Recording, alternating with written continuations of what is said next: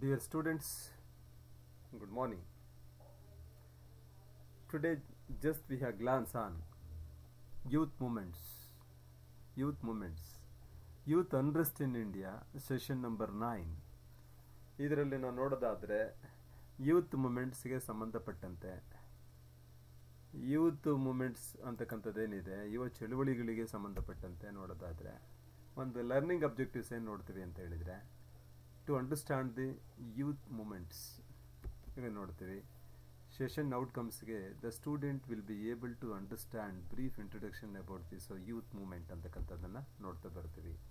Youth ಮೂಮೆಂಟ್ಸ್ಗೆ ಸಂಬಂಧಪಟ್ಟಂತೆ ನಾವು ನೋಡೋದಾದರೆ in this session we will study the factors leading to student youth movements and two levels. ಇದು ಎರಡು ಲೆವೆಲಲ್ಲಿ ಎರಡು ಹಂತಗಳಲ್ಲಿ ನಾವು ನೋಡ್ತಾ ಬರ್ತೀವಿ. ಒಂದು ಸೋಷಿಯೋ ಪೊಲಿಟಿಕಲ್ ಆ್ಯಂಡ್ ಸೈಕಾಲಜಿಕಲ್ ಎರಡೂ ಕೂಡ ಒಂದು ಸಾಮಾಜಿಕ ರಾಜಕೀಯತೆ ಮತ್ತು ಮನಃಶಾಸ್ತ್ರೀಯವಾದಂಥ ಒಂದು ಮೂಲಕವಾಗಿ ಏನಾಗಿದೆ ಅಂತ ಹೇಳಿದ್ರೆ ಇವುಗಳಲ್ಲಿ ನೋಡ್ತಾ ಬರ್ತೀವಿ. The major sociological factors leading to youth and student movement are the follows. ಏನೇನನ್ನು ನೋಡ್ಬೋದು ಅಂತಂದು ಹೇಳಿದರೆ ಇವುಗಳಿಗೆ the major sociological factors leading to youth and student movement are the follows. Quest freedom ಇರ್ಬೋದು, ಸ್ಟೇಟ್ ಪಾಲಿಸಿ ಇರ್ಬೋದು, ಅನ್ಎಂಪ್ಲಾಯ್ಮೆಂಟ್ ಇರ್ಬೋದು, deprivation and injustice ಇರ್ಬೋದು, education system ಇರ್ಬೋದು, ಜನ್ರೇಷನ್ ಗ್ಯಾಪ್ ಇರ್ಬೋದು, ಸೋಷಿಯಲ್ ಬ್ಯಾಕ್ಗ್ರೌಂಡ್ ಇರ್ಬೋದು, ಅಲಿನೇಷನ್ ಇರ್ಬೋದು, use of quick information system in like internet ಇರ್ಬೋದು. ಇದೆಲ್ಲ ಏನಾಗಿದೆ ಅಂತ ಹೇಳಿದರೆ ಭಾಳ ಇದು ಒಂದು ಯೂತ್ಸ್ ಮೂಮೆಂಟಿಗೆ ತುಂಬ ಒಂದು ಲೀಡ್ ಕೊಡ್ತಕ್ಕಂಥದ್ದು ಅಥವಾ ಒಂದು ಸ್ಪೀಡ್ ಮಾಡ್ತಕ್ಕಂಥದ್ದು ಅಥವಾ ಇನ್ಸ್ಪಿರೇಷನ್ ಮಾಡ್ತಕ್ಕಂಥದ್ದು ಇವೆಲ್ಲ ಏನಾಗಿದೆ ಮೇಜರ್ ಸೋಷಿಯಾಲಜಿಕಲ್ ಫ್ಯಾಕ್ಟರ್ಸಲ್ಲಿ ನಾವು ನೋಡ್ತಾ ಬರ್ತೀವಿ. ಈ ಕ್ವಿಸ್ಟ್ ಫಾರ್ ದಿ ಫ್ರೀಡಮ್ ಅಂತಂದು ಹೇಳಿದ್ರೆ ಸಾಮಾನ್ಯವಾಗಿನ ಒಂದು ಸ್ವಾತಂತ್ರ್ಯಕ್ಕಾಗಿ ಸ್ಟೂಡೆಂಟ್ಸು ಯೂತ್ ಇವೆಲ್ಲ ಏನಾಗಿದೆ ಒಂದು time again stood there the quick freedom for the instancy during the national liberation movements ಇರ್ಬೋದು ಇಂಡಿಯಾದಲ್ಲಿ ಅಂತೇಳಿ ನ್ಯಾಷನಲ್ ಲಿಬರೇಷನ್ ಮೂಮೆಂಟ್ ಇರ್ಬೋದು.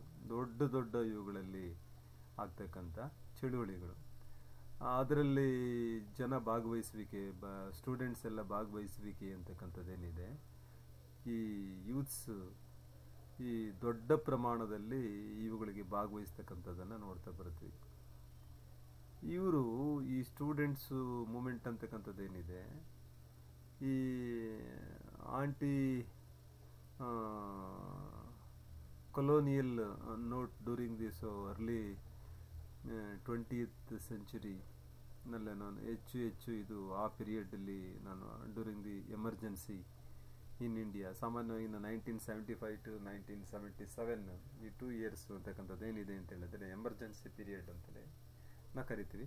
ಆ ಪೀರಿಯಡಲ್ಲಿ ಈ students of the Jawaharlal Nehru university, Delhi universities etcetera and many other universities ಏನಿದೆ ಅಂತ ಹೇಳಿದರೆ ಎಲ್ಲ ಯೂನಿವರ್ಸಿಟೀಸ್ ಪ್ಲೇಡ್ ಅವೆಲ್ಲ ಏನು ರೋಲ್ ಪ್ಲೇ ಮಾಡಿದ್ವು ಅಂತ ಹೇಳಿದರೆ ಮೇಜರ್ ರೋಲ್ ಈ keeping to the spirit of the ಒಂದು ರೀತಿಯಲ್ಲಿ ತುಂಬ ಅದು ಎಗ್ನೆಸ್ಟಾಗಿ ಅದು ಫೈಟ್ ಮಾಡ್ತವೆ ಅಂತಂದು ಹೇಳ್ಬಿಟ್ಟು ನಾವು ನೋಡ್ಬೋದು ಈ ಫ್ರೀಡಮ್ಗಾಗಿ.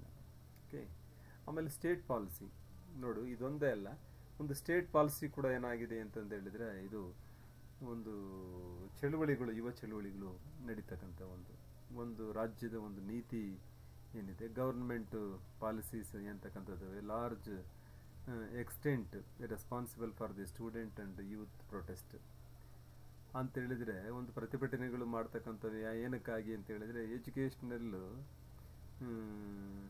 ಎಸ್ಪೇರ್ ಅಂತ ಇರ್ಬೋದು, ಇಂಟೆನ್ಸಿವ್ ಇರ್ಬೋದು, ಡೈರೆಕ್ಟ್ಲಿ ಎಫೆಕ್ಟ್ಸ್ ಸ್ಟೂಡೆಂಟ್ಸ್ ಮೇಲೆ ಇರ್ಬೋದು, similarly absences of the policy related ಇರ್ಬೋದು, employment generation is major role. ಅದರಲ್ಲಿ ಸರಿಯಾಗಿ ಕೊಡದಲೇ ಇದ್ದಂಥ ಸಂದರ್ಭದಲ್ಲಿ ಏನಾಗಿದೆ ಪಾಲಿಸಿಯನ್ನು ಬದಲಾವಣೆ ಮಾಡಿ ರಿಸರ್ವೇಷನ್ ಪಾಲಿಸಿ ಇರ್ಬೋದು. ಹೋಗಿ ಈ ಥರದ್ದೇನಾಗಿದೆ ಪಾಲಿಸೀಸ್ ಈ ಬದಲಾವಣೆ ಆಗಬೇಕು ಅಂತಕ್ಕಂಥದ್ದು ಇಟ್ಕೊಂಡೇನಾಗಿದೆ ಅಂತ ಹೇಳಿದರೆ ಮಾಡ್ತಕ್ಕಂಥ ಲೀಡ್ಸ್ ಟು ಸ್ಟೂಡೆಂಟ್ಸ್ ಟು ಅವರ education. Example, reservation policy purposed by this government of India has, and again to the student of youth movements 1990, 2006 and 2015. ಇವೆಲ್ಲ ನೋಡ್ತಾ ಬಂದಂಥ ಸಂದರ್ಭದಲ್ಲಿ ಇದು ಈ ಥರದಲ್ಲಿ ನೋಡ್ತಾ ಬರುತ್ತೆ. Next unemployment. ಈಗ ಯಾಕೆ ಇವರು ಸ್ಟ್ರೈಕ್ ಮಾಡ್ತಾರೆ ಅಂತ ಹೇಳಿದ್ರೆ, ಓದಂಥವ್ರು ಎಂಪ್ಲಾಯ್ಮೆಂಟ್ ಸಿಗದಲ್ಲೇ ಇದ್ದಂಥ ಸಂದರ್ಭದಲ್ಲಿ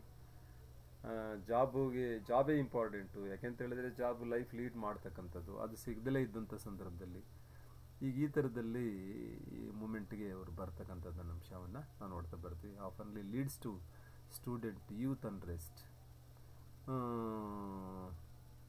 ಅದರಲ್ಲಿ ಅನ್ಎಂಪ್ಲಾಯ್ಡ್ ಏನಾಗಿದೆ, whatever there economic conditions ಅಂತಕ್ಕಂಥದ್ದೇನಿದೆ, are focal points to the tension to the society when the employment is fulfilled by the education.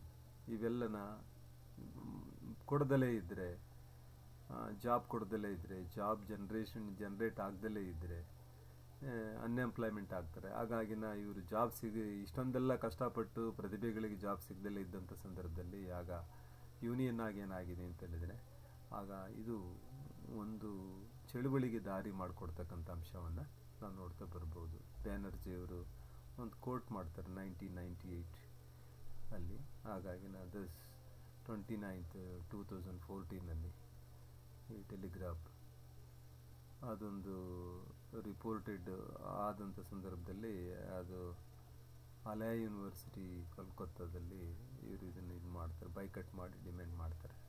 Next deprivation and injustice.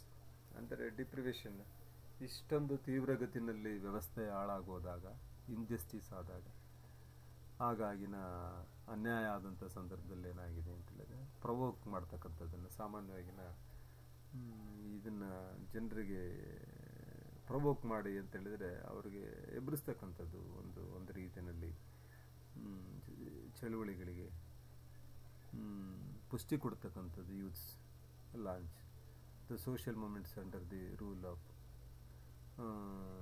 Triple 1913 ಕೂಡ ನಾವು ನೋಡ್ತೀವಿ, 1940 ಕೂಡ ಟ್ರಿಬಲ್ಸ್ ಇದನ್ನು ನೋಡ್ತಾ ಬರ್ತೀವಿ. ಸ್ಟಾರ್ವೇಷನ್ ಈಗ ಒಂದು ರೀತಿಯಲ್ಲಿ ಇದು ಕಾಮನ್ ಆಗಿ ವೇರಿಯಸ್ ಸಪೋರ್ಟೆನ್ಸಿ ಏನಾಗಿದೆ, ಇವುಗಳಲ್ಲಿ ನಾವು ನೋಡ್ತಾ ಬಂದಂಥ ಸಂದರ್ಭದಲ್ಲಿ ಲಿಟ್ರಸಿ ಕ್ಯಾಂಪೇನ್ ಇರ್ಬೋದು, ಅದಕ್ಕೆ ತಕ್ಕಂತೆ ಇದಕ್ಕೆ ರಾಜ್ಕಮಲ್ ಇವೆಲ್ಲ ಅನೇಕ ಈಗ 1998 ಅದರಲ್ಲಿ ಕೆಲವೆಲ್ಲ ನಾವು ಉಲ್ಲೇಖ ಮಾಡ್ತಾರೆ.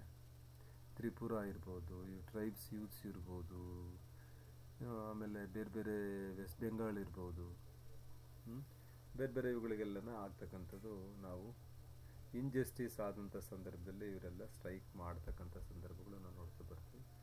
ಎಜುಕೇಷ್ನಲ್ ಸಿಸ್ಟಮಲ್ಲಿ ಕೂಡ ಒಂದು ಕಾರಣ ಆಗುತ್ತೆ. ಎಜುಕೇಷ್ನಲ್ ಸಿಸ್ಟಮು ಯಾವಾಗಲೂ ಒಂದು ಪಾಲಿಸಿ ಮಾಡಿರ್ತಾರೆ, ಒಂದು ರೀತಿ ಮಾಡಿರ್ತಾರೆ, ಒಂದು ನೀತಿ ಮಾಡಿರ್ತಾರೆ, ಅದು ಸರಿಯಾಗಿ ಆಗದಲೇ ಇದ್ದಂಥ ಸಂದರ್ಭದಲ್ಲಿ, ಆಗ ವ್ಯವಸ್ಥೆಗೆ ಅದು ಹೊಂದ್ಕೊಳ್ಳದಲೇ ಇದ್ದಂಥ ಸಂದರ್ಭದಲ್ಲಿ ಹಳೆ ಕಾಲಕ್ಕೆ ಏನಾಗಿದೆ ಅಂತ ಹೇಳಿದರೆ ಹೊಸ technology, science and technology develop ಆದಂಗೆ ಎಲ್ಲವೂ ಅಪ್ಡೇಟ್ ಆಗ್ತಾ ಹೋಗುತ್ತೆ. ಹಾಗಾಗಿ ಅದಕ್ಕೆ ತಕ್ಕಂತೆ ಸಿಸ್ಟಮ್ ಬರ್ದಲೇ ಇದ್ದಾಗ ಇದು ಕೂಡ ಒಂದು ಚಳುವಳಿ ಮೂಲಕವಾಗಿನ ಇವನ್ನು ಪಡ್ಕೋಬೇಕಾದಂಥ ಸಂದರ್ಭಗಳು ಅನಿವಾರ್ಯ ಆಗ್ತವೆ ಅಂತಕ್ಕಂಥ ಅಂಶವನ್ನು ಕೂಡ ನಾವಿಲ್ಲಿ ನೋಡ್ತಾ ಬರ್ಬೋದು. ಆಮೇಲೆ ಜನ್ರೇಷನ್ ಗ್ಯಾಪ್ ಅಂತಕ್ಕಂಥದ್ದು ಸಾಮಾನ್ಯವಾಗಿ ನೋಡ್ತಾ ಬರ್ತೀವಿ. ಈಗ ಹಳೆ ಕಾಲಕ್ಕೂ ಈ ಕಾಲಕ್ಕೂ ಏನಾಗಿದೆ, ಎಷ್ಟು ಜನ್ರೇಷನ್ ಗ್ಯಾಪ್ ಆಗಿದೆ ಅಂತಂದು ಹೇಳಿದರೆ, ಈಗ ಇವೆಲ್ಲ ಹೊಸ ಅಪ್ಡೇಟ್ ಆಗ್ತಾ ಇರ್ತವೆ. ಅದಕ್ಕೆ ತಕ್ಕಂತೆ ಏನಾಗಿದೆ, ಅಭಿರುಚಿಗಳು, ಆಸಕ್ತಿಗಳು, ವಿಷಯ ಆಸಕ್ತಿಗಳು ಏನಾಗಿದೆ ಅಂತ ಹೇಳಿದರೆ ಇವೆಲ್ಲನ ಇತ್ತೀಚಿನ ದಿನಗಳಲ್ಲಿ ಅವು ಬೇರೆ ಬೇರೆ ಆಯಾಮಗಳನ್ನು ಪಡ್ಕೊಳ್ತವೆ. ಈಗ ಹಳೆಯದನ್ನು ಇದು ಒಪ್ಕೊಳ್ಳಲ್ಲ, ಹಳೆಯದನ್ನು ಸ್ವೀಕರಿಸಲ್ಲ. ಸೆನ್ಸ್ 6 ಹಾಗಾಗಿ ನಾವು ಒಂದು ಸ್ಕಾಲರ್ಸ್ ಇರ್ಬೋದು, ಎಕ್ಸ್ಪರ್ಟ್ಸ್ ಇರ್ಬೋದು, ಅಥವಾ ಬೇರೆ ಬೇರೆ ಇವರು ಇರ್ಬೋದು, ಸೈಂಟಿಸ್ಟ್ ಇರ್ಬೋದು, ಸೋಷಿಯಲ್ ಸೈಂಟಿಸ್ಟ್ ಇರ್ಬೋದು, ಇವರೆಲ್ಲನ ಒಂದು ರೀತಿಯಲ್ಲಿ ಇದು ಜನ್ರೇಷನ್ ಗ್ಯಾಪನ್ನು ಅವರು ಭಾಳ ಇದಾದಂಥ ಸಂದರ್ಭದಲ್ಲಿ ಆಗ ವ್ಯತ್ಯಾಸಗಳಾಗ್ತವೆ, ಈಕ್ವಾಲಿಟಿ ಬರೋಲ್ಲ. ಆಗ ಒಂದು ಬರಲಿಕ್ಕಾಗಿಯೇ ಇದೊಂದು ಚಳುವಳಿಗಳು ಕೂಡ ಅನೇಕ ರೀತಿಯಲ್ಲಿ ನಡೆದಿರ್ತವೆ ಅಂತೇಳಿ. ಆಮೇಲೆ ಒಂದು ಸೋಷಿಯಲ್ ಬ್ಯಾಕ್ಗ್ರೌಂಡ್ಗೆ ಸಂಬಂಧಪಟ್ಟಂತೆ ನಾವು ನೋಡೋದಾದರೆ ಸಾಮಾನ್ಯವಾಗಿನ standards youth greatly affects their chances to becoming an activist ಅಂತಕ್ಕಂಥ ಸಾಮಾನ್ಯವಾಗಿ ಏನಾಗಿದೆ ಅಂತಂದರೆ 1968 it draw attention to the two types of the leadership founded the Indian universities. ಇಲ್ಲಿ ಆ ಥರದಲ್ಲಿ ಸೋಷಿಯಲ್ ಬ್ಯಾಕ್ಗ್ರೌಂಡಿಗೆ ಸಂಬಂಧಪಟ್ಟಂತೆ ಈ ಕೆಲವು class families upper class families which gives the leadership of the social cultural organisations ಬರ್ತವೆ. ಹಾಗಾಗಿನ ಎಲ್ಲೋ ಒಂದು ಕಡೆಗೆ ಅದು ಒಂದು ವರ್ಗಕ್ಕೆ, ಒಂದು middle class lower class students ಇವ್ರಿಗೆ ಬೇರೆ ಬೇರೆ ಥರದಲ್ಲಿ ವಿಂಗಡಣೆ ಆದಂಥ ಸಂದರ್ಭದಲ್ಲಿ ಆಗ ಇದು ಸಮಾನತೆ ಮತ್ತು ಸಮಾನಾಂತರ ಕಾಪಾಡಲಿಕ್ಕೆ, ಬ್ಯಾಲೆನ್ಸ್ ಆಗಲಿಕ್ಕೆ ಆಗ ಒಂದು ಈ ಚಳುವಳಿಗಳು ಇವನ್ನೆಲ್ಲನ ಕಟ್ಟಿಕೊಡ್ತವೆ ಅಂತಂದೇಳಿ ಹೇಳ್ತೇನೆ ನಾವು ನೋಡ್ಬೋದು. ಇದಿಷ್ಟೂ ಇದರಲ್ಲಿ ಬರ್ತಕ್ಕಂಥ ಅಂಶಗಳನ್ನು ನಾವು ಚರ್ಚೆ ಮಾಡೋಣ. ಆಮೇಲೆ MCQS ಕ್ವಶನ್ಸ್ಗೆ ಸಂಬಂಧಪಟ್ಟಂತೆ ಇದಕ್ಕೆ ಸಂಬಂಧಪಟ್ಟಂತೆ ಕೆಲವು ಕ್ವಶನ್ಸ್ ಇರ್ತವೆ. ಇದು ಜನರಲ್ಲಾಗಿ ಹಾಕಿದ್ದೀವಿ. ಬೇರೆ ಬೇರೆ ಕ್ವಶನ್ಸ್ ಕೂಡ ಇದರಲ್ಲಿ ನಾವು ನೋಡ್ಬೋದು. ಇವತ್ತಿನ ಸೆಷನ್ನು ಇಷ್ಟು ಸಾಕು ಅಂತ ಹೇಳ್ತೇನೆ. ನೆಕ್ಸ್ಟ್ ಸೆಷನ್ಗೆ ನಾವು ನೀವು ಭೇಟಿ ಆಗೋಣ. Thank you one and all.